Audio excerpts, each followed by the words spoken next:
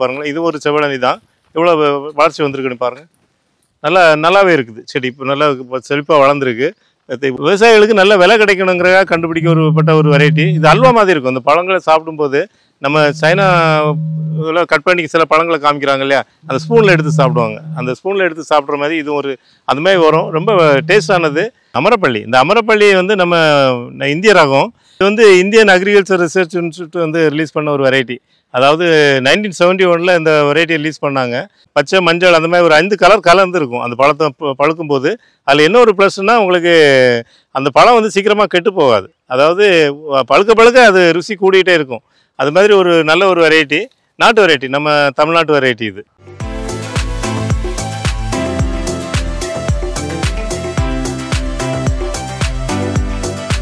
வணக்கம். நம்ம இந்த வீடியோவில் இன்றைக்கி பார்க்கக்கூடிய விஷயம் வந்து நம்ம கிரீன்லேண்ட் நர்சரி மூலமாக மதுராந்தகம் பக்கத்தில் பவுஞ்சூர் கிராமத்தில் நடவு பண்ண ஒரு தோட்டத்தை பற்றி தான் பார்க்க போகிறோம். இந்த தோட்டத்தில் என்னென்னாக்கா முக்கியமான விஷயம், இது எல்லாமே ஒரு பிளைனாக காலியாக இருந்த இடம். நம்ம அப்போ அதை வீடியோ பதிவு பண்ணியிருக்கோம், அதை கூட காமிக்கிறேன். ஏன் அதை சொல்கிறேன்னா, நீங்களும் கூட இது மாதிரி ஏதாவது ஃபார்ம் ஹவுஸோ இல்லை ஒரு செடி நட்டால் கூட ஒரு ஃபோட்டோ எடுத்து வைங்க, வீடியோ எடுத்து வைங்க. அது உங்களுக்கு பிற்காலத்தில் ரொம்ப யூஸ்ஃபுல்லாக இருக்கும், ரொம்ப ஆச்சரியமாக இருக்கும். ஆக்சுவலாக இந்த வீடியோ நான் முதல்ல 18 மாதத்துக்கு முன்னாடி இதை நடவு பண்ண ஆரம்பித்தோம். அப்போது வந்து எடுத்த வீடியோ எனக்கு ஃபோன்லேருந்து மிஸ் ஆகிடுச்சு. அப்புறம் நம்மகிட்ட ஒரு ஸ்டாஃப் ஒருத்தர் ஒர்க் பண்ணார். ஆனால் அவர் வந்து அதை வீடியோ எடுத்து வச்சுருந்தார். நான் கடந்த வாரம் அவர்கிட்ட பேசினேன், எனக்கு இது மாதிரி வீடியோ வேணும்னு. ஆனால் அவர் கரெக்டாக 18 மாதம் வரைக்கும் அவருடைய ஃபோனில் அதை வச்சுருந்தாரு. அதனால தான் உங்களுக்கு இந்த வீடியோவை காமிக்க முடியுது. ஏன்னா இது நிறைய பேருக்கு அது ஒரு ஆர்வத்தை தூண்டுற மாதிரி இருக்கும். இது எப்படி ஆரம்பத்தில் இருந்தது, இப்போ எப்படி ஆக்கியிருக்காங்க, நம்மளும் இப்படி ஆக்கலாங்கிற நம்பிக்கை வரும். அவர் பேர் விஜய், அவருக்கு இப்போ தேங்க்ஸ் சொல்லிக்கிறேன். ஏன்னா அவருக்கு கொடுக்கலன்னா எனக்கு இந்த பழைய வீடியோ இருந்திருக்காது. இப்போ நம்ம சப்ஜெக்ட்டுக்கு வருவோம். என்னென்னா, இந்த நம்ம என்ட்ரன்ஸில் வந்து தென்னங்கன்று நட்டுருக்கோம். ஆரம்பத்தில் ஃபஸ்ட்டு ஸ்டார்டிங்கில் இருக்கிறது வந்து எல்லாமே செவ்வழனி குட்டை ரகம். ஆனால் எல்லாமே ஓரளவு மீடியம் சைஸ் தான் வச்சோம், ரொம்ப பெருசும் வைக்கல. இந்த 18 மாதத்தில் இவ்வளோ வளர்ச்சி வந்திருக்கு, எனக்கு கொஞ்சம் சந்தோஷமாக இருக்குது, ஆச்சரியமாகவும் இருக்குது. நம்ம ப்ராப்பராக பண்ணணும். நிறைய பேர் என்ன சொல்லுவாங்கன்னா, பெரிய செடியாக வச்சா, மீடியம் சைஸ்லாம் வச்சா வந்து வளராது, காய்க்காதுமாங்க. அதில் எனக்கு உடன்பாடு கிடையாது. ஏன்னா நான் நிறைய இடத்துல இது மாதிரி கொஞ்சம் மீடியம் சைஸ் பெரிய செடிகள்லாம் நட்டு அது வந்து பெரிய மரங்களாகிருக்கு, தோப்பாயிருக்கு. அது நிறையா காமிக்க முடியும் என்னால். ஆனால் இப்போ உங்களுக்கு இது பாருங்கள், நம்ம பார்த்தாலே உங்களுக்கு தெரியும். அதாவது இதை ஒரு சின்ன செடியாக, ஒரு காயிலேருந்து வந்த செடியாக வச்சாக்க உங்களுக்கு எவ்வளோ வளர்ச்சி வந்திருக்கும். இப்போ இந்த செடியை பாருங்களேன், எவ்வளோ வளர்ச்சி வந்துருக்கு பாருங்களேன். இது ஒரு செவ்வழனி தான், எவ்வளோ வளர்ச்சி வந்திருக்குன்னு பாருங்கள்.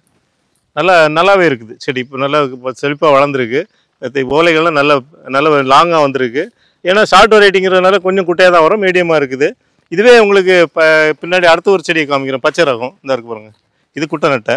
இந்த குட்டை நட்டையில் பாருங்கள் கொஞ்சம் நல்லாவே இந்த பக்கம் பாருங்கள், இது எல்லாமே ஓலை மீடியமாக இருக்குது. இது எல்லாமே குட்டை நட்டை, அதுக்கப்புறமா குட்டை ரகம், ரெண்டுமே தான் வச்சுருக்கோம். பொதுவாக இந்த என்ட்ரன்ஸில் இது மாதிரி வைக்கிறது நமக்கு ஒரு ஃப்யூச்சரில் ஒரு இந்த மரங்கள்லாம் இப்படி வளரும்போது ஒரு நிழல் கிடைக்கும். நம்ம உள்ளே வரும்போதே, நம்ம ரோட்டில் அவ்வளோ வெயிலில் காரில் வரோம், ஃபார்முக்கு வரோம்னாக்கா நம்ம உள்ளே வந்தோடனே நமக்கு ஒரு ஃப்ரெஷ்னஸ், ஒரு புத்துணர்ச்சி கிடைக்கும். எல்லாமே அந்த ஒரு சந்தோஷத்துக்கு தான் வாழ்கிறோம். அது மாதிரி இந்த மாதிரி பிளான் பண்ணி நடுங்க. அதுக்கப்புறமா உள்ளே போய் பார்க்கலாம் என்னென்ன செடிகள் இருக்குங்கிறத. இதை வந்து நம்ம ஒரு திட்டம் போட்டு தான் பண்ணோம் 18 மாதத்துக்கு முன்னாடி. ஆனால் வந்து அதுக்கப்புறம் வந்து மழையில் வந்து கொஞ்சம் செடிகள் டேமேஜ் ஆகிருந்தது. ஏன்னா பொதுவாக நிறைய கஸ்டமர் சொல்கிறது என்னென்னா, சார் ஒரு 50 செடி வாங்குறாங்கன்னா 4 செடி செத்து போச்சும்பாங்க. அது வந்து பொதுவாக அது இயற்கையாக நடக்கக்கூடிய விஷயம் தான். ஏன்னா செடி நம்ம வாங்கும்போது நல்ல செடியெல்லாம் நட்டால் கூட அது வளரும்போது மண்ணோட தன்மைக்கோ இல்லைனா தண்ணியோட தன்மைக்கோ 1-2 ஃபெயிலியர் ஆகிறதுக்கு வாய்ப்பு உண்டு. அதை நம்ம ரீப்ளேஸ் பண்ணணும். இந்த ரீப்ளேஸ் பண்ணும்போது நம்ம கொஞ்சம் பெரிய செடிகளாக நடுறது நல்லது. இப்போ இந்த தோட்டத்திலே பார்த்தீங்கன்னா, ஒரு மாங்கன்று நட்ட இடத்துல அது காஞ்சி போச்சு. இப்போ அதுக்கு பதிலாக ஒரு red palmer, American red palmer இன்றைக்கி தான் நடவு பண்ணியிருக்கோம்.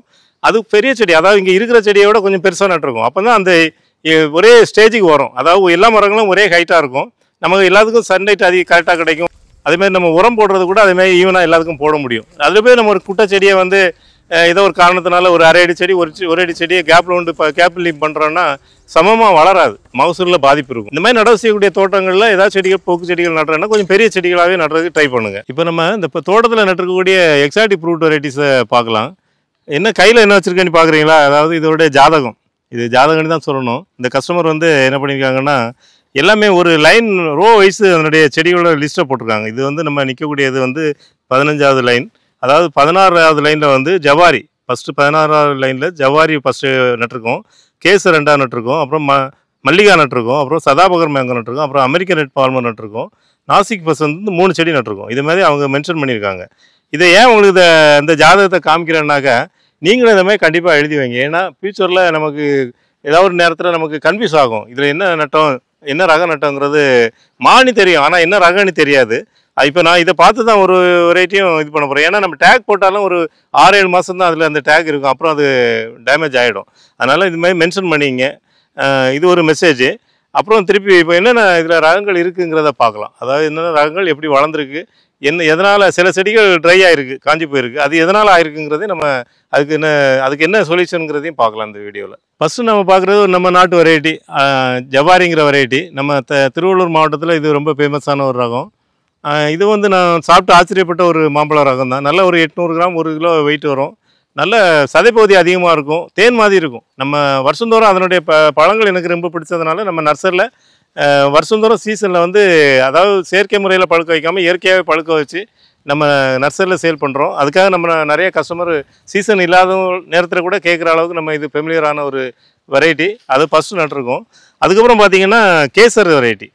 இந்த கேசர் மேங்கோ பார்த்திங்கன்னா வட இந்தியாவில் ஒரு சிறப்பான வெரைட்டி. இது ஒரு நாட்டு ரகம் தான். இது எல்லாமே 18 மாதம் வயசு தான். இதனுடைய எல்லா செடியுமே இந்த ஃபார்ம் நம்ம ஆரம்பித்ததே 18 மாதம் ஆகுது. இந்த கேசரம் வந்து நல்லாவே வளர்ந்துருக்கு. அந்த ஜவாரி நல்லா வளர்ந்துருக்கு, இதுவும் வளர்ந்துருக்கு. இது ரொம்ப ஒரு சாக்லேட் மாதிரி இருக்கும். இந்த ருசியெலாம் நம்ம பழங்கள் சாப்பிட்ருக்க மாட்டீங்க யாருமே. மாம்பழங்கிறது எப்படின்னா அதனுடைய ருசியை பற்றி சொல்லும்போது எல்லாமே ஒரு நூல் இடைவெளியில் இருக்கும். அதாவது வித்தியாசம். அதனுடைய டேஸ்ட் எப்படி சொல்கிறேன்னா இது எப்படி இருக்கும், நல்லா இருக்குமானாக்கா எல்லாமே மாம்பழம் தான், ஆனால் எல்லாருக்குமே ஒரு நூல் இடைவெளி வித்தியாசம் இருக்கும். அதாவது அந்த டேஸ்ட்டு அதேமாதிரி தான். இது ரொம்ப வித்தியாசமான ஒரு சாக்லேட் டேஸ்ட் உள்ள ஒரு மாம்பழம். அடுத்து நம்ம பார்க்குறது மல்லிகா. இந்த மல்லிகா வெரைட்டி ஒரு ஹைப்ரிட் வெரைட்டி. அதாவது விவசாயிகளுக்கு நல்ல விலை கிடைக்கணுங்கிறதாக கண்டுபிடிக்கப்பட்ட ஒரு வெரைட்டி. இது அல்வா மாதிரி இருக்கும். இந்த பழங்களை சாப்பிடும்போது நம்ம சைனாவில் கட் பண்ணி சில பழங்களை காமிக்கிறாங்க இல்லையா, அந்த ஸ்பூனில் எடுத்து சாப்பிடுவாங்க. அந்த ஸ்பூனில் எடுத்து சாப்பிட்ற மாதிரி இது அது மாதிரி வரும். ரொம்ப டேஸ்டானது. இப்போ மார்க்கெட்டில் இது கிடைக்கல ரொம்ப, ஆனால் கிடைக்கும் போது கூட ரேட்டு நல்ல விலைக்கு போகுது. கொஞ்சம் லேட் சீசன் காய்க்குது, அதனால் நிறைய பேர் இதை விரும்பி இப்போ வளர்க்குறாங்க.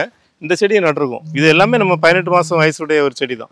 அடுத்து நம்ம பார்க்குறது அமெரிக்கன் ரெட் பால்மர். இது ஒரு ரெட் கலரில் இருக்கும் பழம். நல்லா ஒரு 1 கிலோ வெயிட் வர மாதிரி இருக்கும். நம்ம ஏற்கனவே சாப்பிட்ருக்கோம், நம்ம வீடியோவும் பதிவு பண்ணியிருக்கோம். அது எப்படி இருக்குங்கிறது அப்படியே இது நான் ஏற்கனவே சொன்ன மாதிரி ஒரு மல்லிகா மாதிரி தான். ஆனால் பழம் வந்து மேற்புறம் வந்து நல்லா ரெட்டிஷாக இருக்கும். அதான் ரெட் பால்மருங்கிறது சொல்கிறாங்க. ஒரு நல்ல வெரைட்டி. இதுவும் நல்ல பாஸ்ட்டாக மூவ் ஆகக்கூடிய ஒரு வெரைட்டி. அடுத்து நம்ம பார்க்குறது நாசிக் பசந்த். இது ஒரு வட இந்திய வெரைட்டி. இதுவும் வந்து இந்த பசந்துங்கிற வார்த்தை இருக்கிற மாதிரியே அதனுடைய பழங்களும் நல்ல ருசியாக இருக்கும். ஒரு காலப்பாடி மாதிரி ரொம்ப ஷார்ட்டாக வளரக்கூடியது. அதாவது மாடி தோட்டத்துக்கு ஏற்றாங்கன்னு சொல்லலாம். இலைகள் ரொம்ப சின்ன சின்ன இலைகளாக இருக்கிறதுனால பாருங்கள், பக்கத்தில் இருக்கும் இலைகள் வந்து ரொம்ப குட்டையாக இருக்கும். அதனால் வந்து ஒரு போன்சாய் மரம் மாதிரியே வளரும். பாருங்கள், அது ஸ்ட்ரக்சரை பார்க்குறதுக்கு ரொம்ப நல்லாயிருக்கும். ஒரு அழகான மரம் மாதிரி கூட இருக்கும். பழம் அதேமாதிரி அழகாக இருக்கும். இந்த 4மே இந்த நாசிக் பசந்த் தான் வரிசையாக நட்டிருக்கோம். அப்புறம் பார்த்திங்கன்னா இது வந்து ஆயினிப்பலாவில் ஒட்டு செடி. இந்த ஒட்டு செடி பார்த்திங்கன்னா 3 வருஷத்தில் காய்க்கும். இந்த வருஷம் இல்லைனா அடுத்த வருஷம் கண்டிப்பாக இது காய்க்கும். நம்ம நட்டு இதுவும் 18 மாதம் தான் ஆகுது. ஆனால் கொஞ்சம் எல்லாமே மீடியம் சைஸ் நட்டோம். இந்த தோட்டத்தில் நட்ட செடிகள் எல்லாமே கொஞ்சம் மீடியம் சைஸில் நட்ட செடிகள் எல்லாமே. அடுத்து நம்ம பார்க்குறது ரோஸ் ஆப்பிள். இந்த ரோஸ் ஆப்பிள் பார்த்திங்கன்னா ஒரு இலை மாதிரி தான் இருக்கும். பழம் வந்து சாப்பிடும்போது வாட்டர் ஆப்பிள் மாதிரி சைஸு இருந்தால் கூட டேஸ்ட்டு மனம் எல்லாமே ரோஸ் கலந்துருக்கும். அந்த நம்ம பன்னீர் ரோஸ் இருக்கு இல்லையா, அதனுடைய மணத்தில் இருக்கும். அந்த பன்னீர் ரோஸ் சாப்பிட்டா எப்படி இருக்குமோ அது மாதிரி அந்த மணத்தை உணர முடியும். அந்த மாதிரி ஒரு வெரைட்டி, ரொம்ப நல்ல வெரைட்டி. இது எல்லாமே நம்ம இந்த சைஸ் செடிகள் கூட நம்ம நர்சரியில் இருக்குது. அதான் இதில் பியூட்டி என்னென்னா, இப்போ நம்ம நர்சரியில் எல்லா செடிகளுமே பெரிய செடிகளாகவும் சின்ன செடிகளாகவும் சேல்ஸ் பண்ணுறோம். இந்த ரோஸ் ஆப்பிள் பொறுத்தளவு காய்க்கிறதுக்கு ஒரு 3-4 இயர்ஸ் ஆகும்.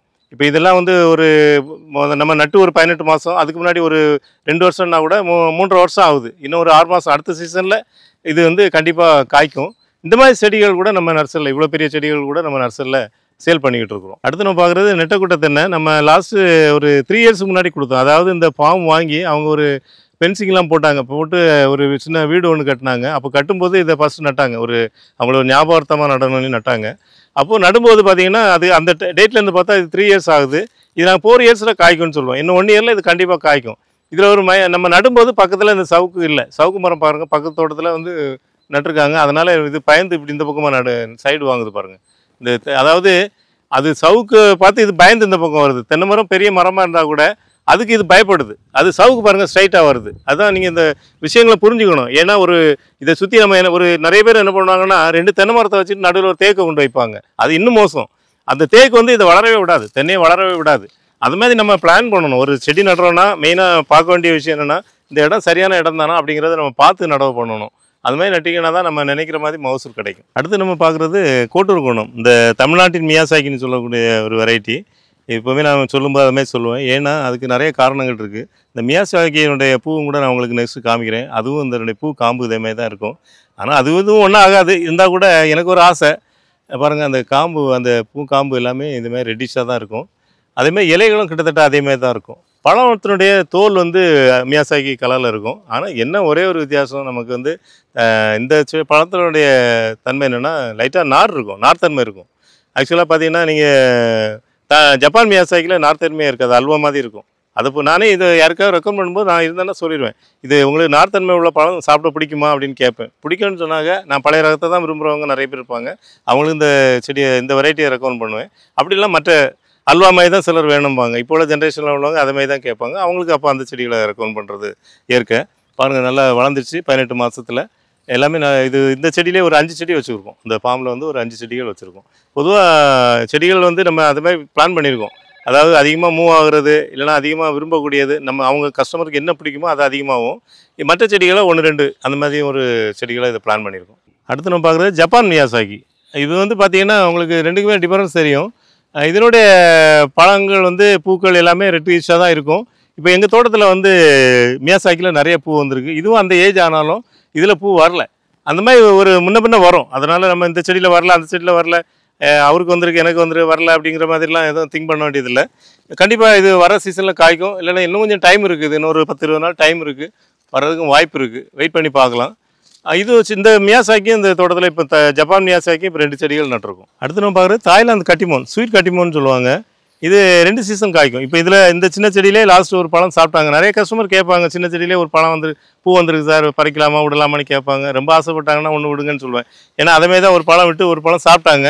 அது ஒரு லாஸ்ட் மந்த் தான் அறுவடை பண்ணியிருக்காங்க. இப்போ இந்த சீசனில் இது காய்க்கிற வாய்ப்பில் ஜூலை இப்போ நமக்கு ரெகுலர் மாம்பழம் காய்ச்சி முடியுது இல்லை, மே மாதம் முடியும். ஜூன் மாதம் இது திருப்பியும் பூக்கும், கேரண்டியாக பூக்கும். இப்போ எங்கள் தோட்டத்தில் புத்து காய்ச்சதை காமிக்கிறேன். அதாவது ஜூன் மாதத்துக்கு அப்புறம் 2 சீசன் காய்ச்சிச்சு. இப்போ இன்றைக்கி அதாவது பிப்ரவரி மாதம் கூட எங்கள் கட்டிமோன் வெரைட்டியில் எங்கள் தோட்டத்தில் பழம் இருக்குது. அதுக்காக தான் சொல்கிறேன், இது கண்டிப்பாக 2 வருஷம் காய்க்கக்கூடிய வெரைட்டி. அடுத்து நம்ம பார்க்குற பாரி 13, அதாவது பங்களாதேஷ் வெரைட்டி. எவ்வளோ இலைகள் பாருங்கள், எவ்வளோ டார்க் க்ரீனாக இருக்குதுன்னு சொல்லி. நல்ல ஒரு வெரைட்டி. நல்ல பழம் ஒரு 300 கிராம் 400 கிராம் வெயிட் வந்தாலும் நல்ல ரொம்ப ஸ்வீட்டாக இருக்கும். இந்த பாரின் 13, பாரின் 11 கூட நம்ம வச்சுருக்கோம் இந்த தோட்டத்தில். நான் அந்த செடிகளையும் காமிக்கிறேன் உங்களுக்கு. அடுத்து நம்ம பார்க்குறது புரணைக்கிங். அதாவது ஒரு 4 கிலோ வெயிட் வர அளவுக்கு உள்ள வெரைட்டி. விதை அளவு சின்னதாக இருக்கும். பழம் வந்து ரொம்ப பெருசாக வரும். பாருங்கள் இதில் எல்லாமே இப்போ தான் துளிர் விடுது. இதில் இந்த ஒரு சீசன் காய்க்கிறதுக்கு வாய்ப்பு இருக்குது. வெயிட் பண்ணி பார்க்கலாம், இன்னும் டைம் இருக்குது, வெயிட் பண்ணி பார்க்கலாம். அந்த பழங்கள் 4 கிலோ வெயிட் இருக்குங்கிற மாதிரி பார்த்து ஒரு இலையோட நீளம் இருக்குன்னு பாருங்களேன். ஒவ்வொரு இலையுமே இவ்வளோ இருக்குது. 1 அடி நீளம் இருக்குது, 1 அடி நீளத்தில் இருக்குது. எல்லா இலையுமே அப்படி தான் இருக்குது. அதுமாதிரி அந்த காயோட சைஸ் மாதிரியே அந்த இலைகளோட நீளமாக இருக்குது. இதை வச்சு இதை ஈஸியாக ஐடென்டிஃபை பண்ணலாம். அடுத்து நம்ம பார்க்குறது பாரி 4, பங்களாதேஷ் வெரைட்டி. இதுவும் ரொம்ப பிரசித்தி பெற்ற ரகம் தான். நம்ம பாப்புலராக அதிகமாக மக்கள் விரும்பி கேட்கக்கூடிய ஒரு வெரைட்டி. இதனுடைய பழங்களும் மீடியம் சைஸ் இருக்கும், நல்ல ஸ்வீட்டாக இருக்கும், வித்தியாசமான டேஸ்ட்டில் இருக்கும். அடுத்து நம்ம பார்க்குறது பஞ்சவர்ணம், ராஜபாளையம் பகுதியில் ரொம்ப ஃபேமஸான ஒரு வெரைட்டி. நல்லா இப்போ எல்லாமே ஒரே டைமில் நடவு பண்ணால் கூட இது நல்லா படர்ந்து வளருது பாருங்கள். ஒரு மரத்துக்கும் ஒரு கேரக்டர் இருக்கும், நல்ல ஒரு அடர்த்தியான வளரக்கூடியது. பழங்கள் பார்த்திங்கன்னா அந்த பச்சை மஞ்சள் அந்த மாதிரி ஒரு 5 கலர் கலந்து இருக்கும் அந்த பழத்தை பழுக்கும்போது.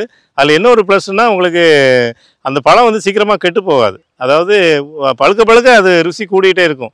அது மாதிரி ஒரு நல்ல ஒரு வெரைட்டி, நாட்டு வெரைட்டி, நம்ம தமிழ்நாட்டு வெரைட்டி இது. அடுத்து நம்ம பார்க்குறது அமரப்பள்ளி. இந்த அமரப்பள்ளி வந்து நம்ம இந்திய ரகம். இது வந்து இந்தியன் அக்ரிகல்ச்சர் ரிசர்ச் இன்ஸ்டியூட் வந்து ரிலீஸ் பண்ண ஒரு வெரைட்டி. அதாவது 1971 இந்த வெரைட்டி ரிலீஸ் பண்ணாங்க.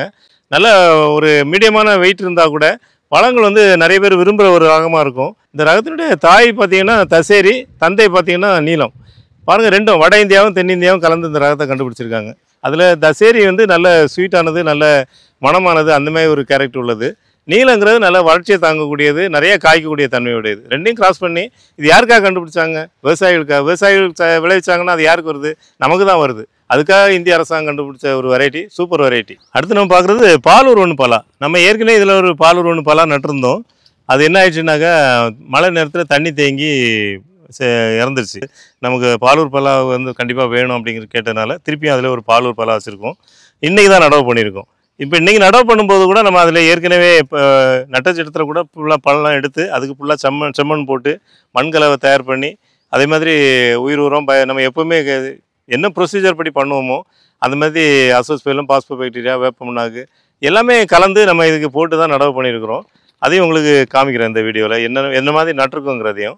அடுத்து நம்ம பார்க்கக்கூடியது வியட்நாம் பலா. இந்த வியட்நாம் பலா பார்த்திங்கன்னா அதுவும் 18 மாதம் ஆச்சு நம்ம நடவு பண்ணி. அதுக்கு முன்னாடி ஒரு வருஷம் அது வயசு, அப்போ 2.5 வருஷம் ஆகுது.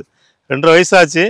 ஆனால் இதில் வந்து நம்ம லாஸ்ட்டு ஒரு 6 மந்த்ஸுக்கு முன்னாடியே அவங்க இதில் ஒரு பழம் அறுவடை பண்ணி சாப்பிட்டாங்க. இப்போ இதில் நிறைய ஒரு 10 கிட்ட பிஞ்சு வந்திருக்கு. பிஞ்சு நிறைய இன்னும் வந்துக்கிட்டு இருக்குது பாருங்கள். இதெல்லாம் மேல் ஃப்ளவர், ஃபீமேல் எல்லாமே வருது. எல்லாமே இந்த கிளைகள் தாங்காத அளவுக்கு வருது.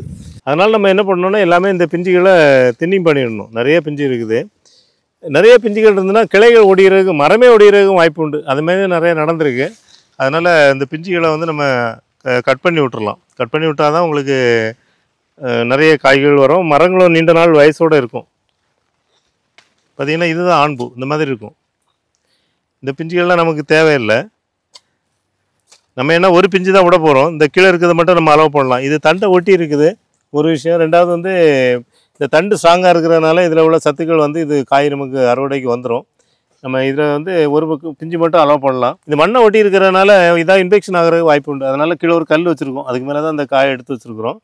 அதனால நல்லாவே வந்துடும். இப்போ இதை கட் பண்ணிடலாம். இந்த மாதிரி பிஞ்சுகளெல்லாம் அறுத்து எடுத்துடலாம். இதை மாதிரி இருந்தாலும் அலோவ் பண்ணக்கூடாது. ஒரு பிஞ்சு மட்டும் தான் இந்த வருஷத்துக்கு. அடுத்த வருஷம் ஒரு 3 பிஞ்சு விடலாம். அதுக்கப்புறம் அடுத்த வருஷத்தில் ஒரு 5, அப்புறம் 50, 100 அப்படி கூட போயிட்டே இருக்கலாம். சின்னதாக இருக்கிறதுனால நம்ம அதை கட் பண்ணிடலாம். கட் பண்ணி எடுத்துடலாம். இது மாதிரி நம்ம ரொம்ப ஆசைப்பட்டோம்னா அது வந்து கண்டிப்பாக மரத்தை பாதிக்கும். இதில் இருக்க அந்த பூ பிஞ்சு எல்லாமே நம்ம எடுத்துட்டோம். இப்போ இந்த ஒரு இது வச்சு பிஞ்சு மட்டும் பங்கஸ் வந்துருக்கு பாருங்கள். நிறைய பேர் இதுமாதிரி கருப்பாகி விழுந்துருதுன்னு சொல்லுவாங்க. நிறைய கஸ்டமர் ஃபோன் பண்ணி கேட்பாங்க. இது எல்லாமே ஆண் பூ. இந்த ஆண்பூக்கள் வந்து அது அந்த ஏஜுக்கு அப்புறம் அது விழதான் செய்யும். இதுமாதிரி பங்கஸ் அட்டாக் ஆகி தான் அது கீழே விழும். அதை பற்றி நீங்கள் கவலைப்பட தேவையில்லை. நமக்கு பெண் பூக்கள், இந்த மாதிரி பெண் பூக்கள் தான் நமக்கு ரொம்ப விழக்கூடாது. மற்ற மரங்களில் இந்த மரத்தில் நம்ம தேவையில்லை, அதனால் எடுத்துட்டோம். நான் நிறைய வீடுகளில் இந்த விதை மூலம் வந்த செடிகளோ இல்லைன்னா நாட்டு செடிகள் இந்த மாதிரி வளர்க்கும்போது இந்த பெண் பூக்கள் ரொம்ப உருவாகாது.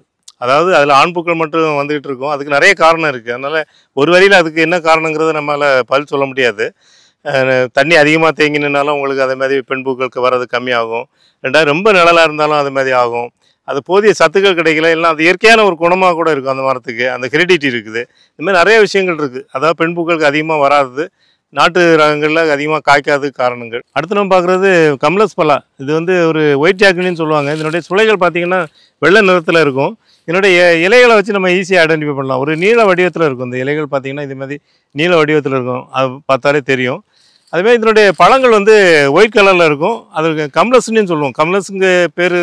கம்லஸுங்கிற பேருக்கு ஏற்ற மாதிரி அதில் பசத்தன்மை இருக்காது. அதாவது பால் வரும் இல்லையா, சில பழங்களை கட் பண்ணும்போது பால் வரும் இல்லையா, அந்த மாதிரி பால் இதில் ரொம்ப வராது. அதனால் கம்லஸ் ஜாக்னி இதை சொல்லுவாங்க. இதே நிறைய பேருக்கு பிடிக்குது. அதாவது இந்த பலாப்பழம் வெட்டும்போது இந்த வர்றது, இந்த பால் மாதிரி வர்றது நிறைய பேருக்கு பிடிக்கிறதில்ல. அதனால் இந்த ரகத்தையும் விரும்பக்கூடியவங்க இருக்க தான் செய்கிறாங்க. அது மாதிரி விரும்புகிறவங்க இந்த ரகத்தை வளர்க்கலாம். இதில் அடுத்து நம்ம பார்க்குறது இந்த ஒரு 4 செடி. இதில் வந்து பலா செடி தான் நட்டிருந்தோம். J33, வியட்நாம் பலா, ரெட் பலாலாம் நட்டிருந்தோம். அது எல்லாமே தண்ணி தேங்கி டேமேஜ் ஆகிடுச்சு. அதாவது நிறைய கஸ்டமர் சொல்லுவாங்க, எனக்கு பலா செடி இப்போ என்ன 10 செடி வாங்குறாங்கன்னா ஒரு பலா வாங்கியிருந்தா கூட அது எனக்கு டேமேஜ் ஆகிடுச்சும்பாங்க. அது எதனால் ஆகுதுன்னாக்க தண்ணி தேங்குறதுனால ஆகுது.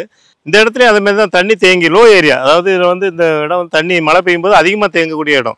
அதுவே மண்ணும் கொஞ்சம் கலர் மண். இந்த மாதிரி இப்போ இந்த இடத்துல இப்போ நம்ம பழம் தோண்டும்போது இந்த மாதிரி கட்டி கட்டியாக தான் வந்தது மண். பார்த்திங்கன்னா மணல் மாதிரி வரல, கட்டி கட்டியாக தான் வந்தது. அதனால வந்து தண்ணி வந்து உறிஞ்சுற தன்மை, அதாவது கீழே இறங்குற தன்மை கம்மியாக இருக்கும். கொஞ்சம் கலரும் கூட. அதனால தான் புதுசாக இப்போ நம்ம செடி நட்டுருக்கோம். அடுத்து நம்ம பார்க்குறது மலையன் ஆப்பிள். இந்த மலையன் ஆப்பிள் பார்த்திங்கன்னா ஒரு வாட்டர் ஆப்பிள் மாதிரி இருந்தால் கூட வாட்டர் ஆப்பிளோட கொஞ்சம் பழம் பெரிய சைஸாக இருக்கும். அதே மாதிரி கொஞ்சம் மாவுத்தன்மையோடு இருக்கும். அந்த வாட்டர் ஆப்பிள் சாப்பிடும்போது கொஞ்சம் கிறிஸ்பியாக இருக்கும். இது வந்து சுவையான ஒரு ஆப்பிளை நம்ம கட் பண்ணி சாப்பிடும்போது காஷ்மீர் ஆப்பிள் எப்படி இருக்குது அதே மாதிரி அந்த ஒரு மாவுத்தன்மையோடு இருக்கும். இந்த ஆப்பிளே சொல்லுவோம் இல்லையா, மாவு ஆப்பிள்னு சொல்லுவோம் இல்லையா, அந்த மாதிரி இருக்கும். பழம் பார்த்திங்கன்னா ஒரு 100 கிராம் வெயிட் வர அளவுக்கு பெரிய பழமாக வரும். இது ஒரு மரங்கள் வீட்டுக்கு முன்னாடி வளர்த்தோன்னா பார்க்குறதுக்கு ரொம்ப ஃபேன்சியாக இருக்கும். அதுமாதிரி பூக்களும் அப்படி தான். ஒரு பிங்க் கலர் ஃப்ளவர் வரும். ஃபுல்லாகவே தரை ஃபுல்லாகவே அந்த பூக்கள் அந்த காய்கள் உருவாகும்போது கொட்டியிருக்க பார்க்குறதுக்கே ரொம்ப அழகாக இருக்கும்.